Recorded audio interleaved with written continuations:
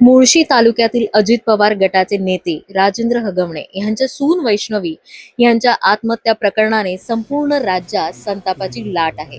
वैष्णवीला त्रास देणाऱ्या हगवणे कुटुंबियांच्या नीच प्रवृत्तीच्या अनेक गोष्टी आता बाहेर येत आहेत। या प्रकरणात अद्यापही तिचा सासरा आणि दीर दोघेही सापडलेले नाहीत, ते दोघेही फरार आहेत।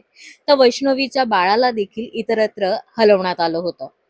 दर्शकांच्या माहितीसाठी मुळशी तालुक्यातील अजित पवार गटाचे नेते राजेंद्र हगवणे यांच्या सून वैष्णवी यांनी सासरच्या प्रचंड त्रासाला कंटाळून अखेर आत्महत्या केली। तिचा प्रेमविवाह होता। प्रेमविवाह केलेल्या वैष्णवीचा हुंड्यासाठी शारीरिक आणि मानसिक छळ होत होता। सासरा, सासू, नणंद, दीर आणि पती देखील तिचा आतोनात छळ करत होते। अखेर तिने आत्महत्या केली आणि हे प्रकरण बाहेर येताच एकच खळबळ उडाली। वैष्णवी हगवणे यांच्या मृत्यूनंतर त्यांच्या 10 महिन्याच्या बाळाचा ताबा तिच्या आईवडिलांना देण्यात येत नव्हता। या बाळाला ठिकठिकाणी हलवण्यात आले होते आणि कसपटे कुटुंब या बाळाला घेण्यासाठी जाताच त्यांना ताबा देण्यात येत नव्हता। खरं तर बाळाचे आजी आजोबा ह्या बाळात आता वैष्णवीला पाहताय, मात्र या बाळाचा ताबा कसपटे कुटुंबियांना देण्यात येत नव्हता। या बाळाला सुरुवातीला पुण्यातील कर्वेनगरमध्ये राहणाऱ्या बंदूकधारी निलेश चव्हाणकडे दडवण्यात आले होते आणि हा व्यक्ती वारंवार बंदुकीला हात लावून तुमचा आणि बाळाचा काहीही संबंध नाही, त्यामुळे तुम्ही इथून चालते व्हा असा दम देत होता। विशेष म्हणजे वैष्णवीचे सासरे राजेंद्र हगवणेंचे मोठे भाऊ जयप्रकाश हगवणे हे कसपटे कुटुंबियांसोबत असताना देखील निलेश चव्हाणने बाळाचा ताबा देण्यास नकार दिला होता, असे वैष्णवीच्या मामांनी सांगितले। मला दुपारी फोन आला।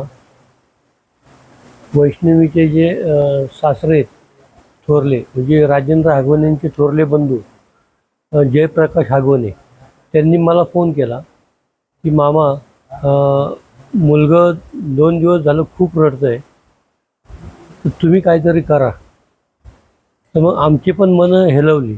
मग आम्ही म्हटलं तर कुठं आहे बाळ? ते म्हणले मलाही माहीत नाही, तुम्ही माझ्या घरी या। मग आम्ही मोहन, मी, म्हणजे वैष्णवीचे चुलते राजाभाऊ हगवणे, राजाभाऊ बालवडकर, आम्ही एक 4-5 जण त्यांच्या घरी गेलो। त्यांच्या घरी गेल्यानंतर त्यांनी मला हे सांगितलं की बाबा दादा जे होते त्यांनी मला त्यांच्या मुलीला बोलवलं आणि आम्ही मग सगळेजण ते औदुंबर सोसायटीमध्ये गेलो कर्वेनगरला।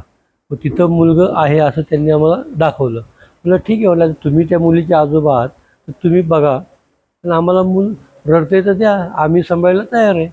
म्हणून ते आम्ही त्या घरात गेलो। घरात गेल्यानंतर त्यांनी मग मूल झोपलेलं होतं, पण त्यावेळेस त्यांच्या आईवडिलांची तयारी होती द्यायची, पण त्यांनी मुलाला फोन केला। मुलाला फोन केल्यानंतर म्हटलं कोण आहे तुमचा मुलगा? मग ते बोलले निलेश चव्हाण। मग निलेश चव्हाण आले तिथं, तर त्यांच्या कमरेला रिव्हॉल्वर लावलेली होती। तर अशा परिस्थिती लावलेली असल्यामुळं आम्ही सगळे थोडे हादरलो। मग तो म्हणला तुम्ही इथं कसे आले आमच्या घरात? निघा, घराच्या बाहेर निघा। मग ते जयप्रकाश हगवणे ते स्वतः बोलले, अरे म्हणले मी दादा आहे, मी त्या मुलाचा आजा आहे। तो म्हणला आजा फिजा काय नाही, घराच्या बाहेर निघ पाहिला। असं करून त्यांनी अर्वाच्य भाषा वापरली। ते रिव्हॉल्वर बघितल्यानंतर आमची अर्धीच हे झाली, त्यामुळे आम्ही तिथून निघून गेलो।